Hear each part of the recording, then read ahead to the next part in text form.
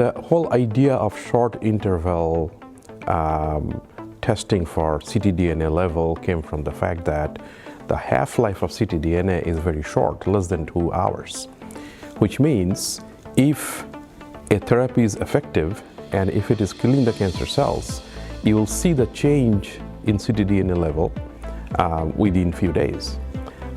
So that's where this idea came from. Now what I do in my practice, before we start any new treatment, which is immunotherapy-based treatment, on day one, we will need some basic labs anyways, like CBC and metabolic panel and such.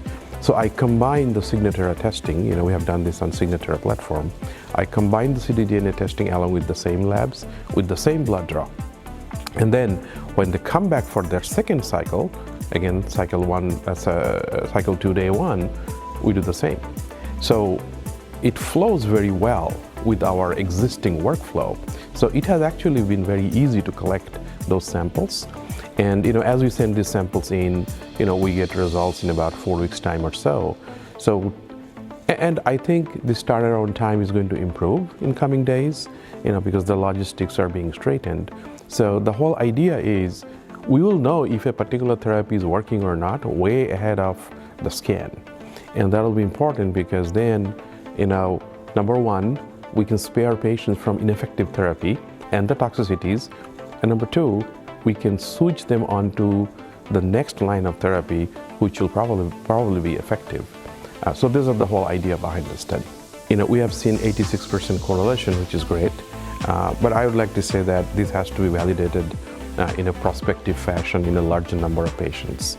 Now, the 2 patients where it did not have a correlation with the second draw and the radiographic response, but then we did another draw right after, before the radiographic assessment.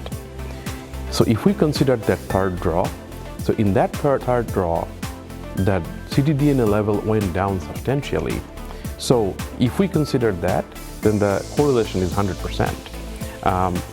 Now, why that happened, why in 2 patients, in the second draw, the level went up and then it went down, it may be something to do with the volume of disease. But it's a speculation at this time.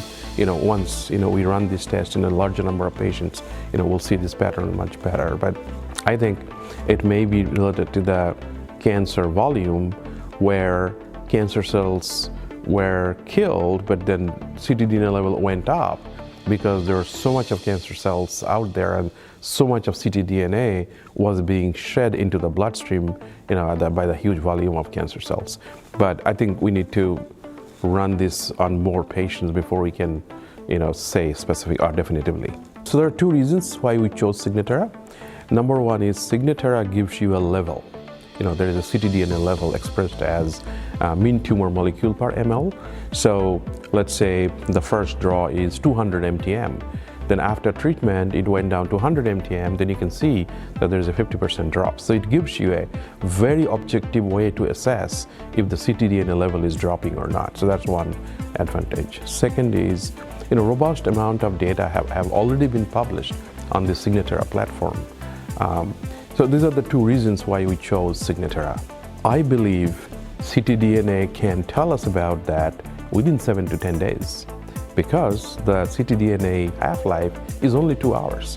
So we'll be seeing those changes really quickly. Now, so one barrier could be, if our baseline ctDNA level takes 4 weeks to come back, then we have to wait that amount of time, before we know, how the ctDNA level changed. However, so with the improving logistics and there are many other modifications going on, so I think the turnaround time is going to be much shorter, maybe as short as like 14 days. And in which case, we will know if a given patient is responding to a treatment like within 2 to 3 weeks as opposed to 2 to 3 months. I think that will be huge because then, we can start a treatment rather than giving multiple cycles. We can just give 1 or 2 cycles and we know if this is effective treatment. If not, we switch to a different treatment.